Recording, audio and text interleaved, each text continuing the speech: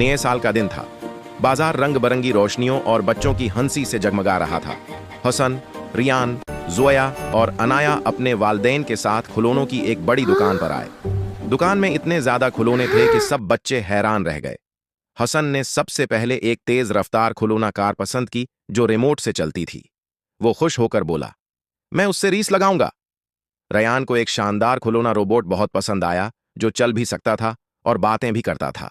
जोया ने एक खूबसूरत गड़िया चुनी जिसके साथ छोटा सा घर भी था। वो मुस्कुराकर बोली, मैं उसके लिए नया घर सजाऊंगी। अनाया ने रंग बिरंगे बिल्डिंग ब्लॉक्स मुंतखब किए ताकि वो ऊंचे ऊंचे महल बना सके। चारों बच्चों ने अपने अपने खिलौने खरीदे और एक दूसरे को नया साल मुबारक दिया। घर आकर सबने मिलकर खेलना शुरू किया।